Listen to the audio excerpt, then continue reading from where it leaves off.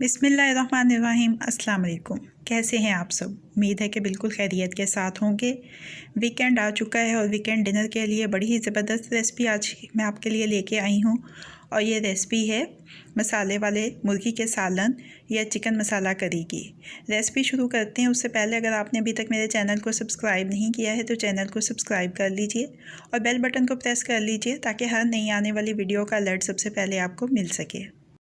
दरमियानी आंच पर पतीली रखी है, चौथाई प्याली इसमें तेल की डाल दी है, आधा किलो मुर्गी का गोश्त और इस मुर्गी के गोश्त को 4 से 5 मिनट अच्छी तरह से पका लेंगे। 4-5 मिनट अच्छी तरह से पकाने के बाद इसमें मैं डाल रही हूँ 2 खाने के चम्मच दही के। मिक्स कर लेंगे अच्छी तरह से।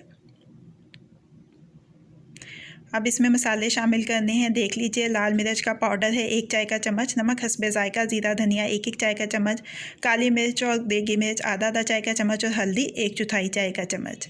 ये मसाले इसमें डाल के इसको मिक्स कर लेंगे।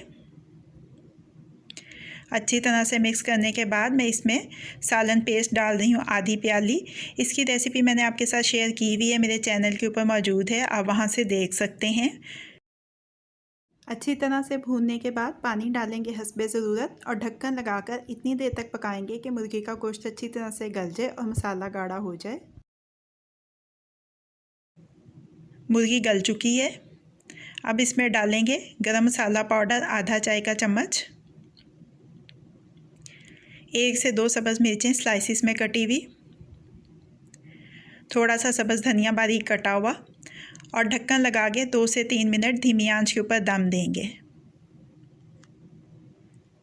चिकन मसाला करी हमारी तैयार हो गई है। चूल्हे को बंद कर देते हैं और इसको डिश आउट कर लेते हैं।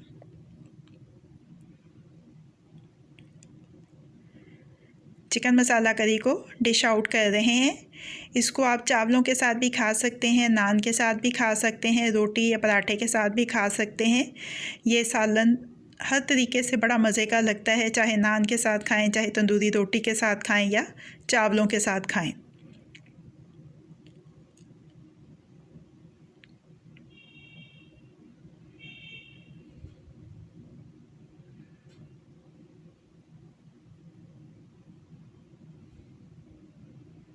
थोड़ी सी ग्रेवी भी डाल देते हैं।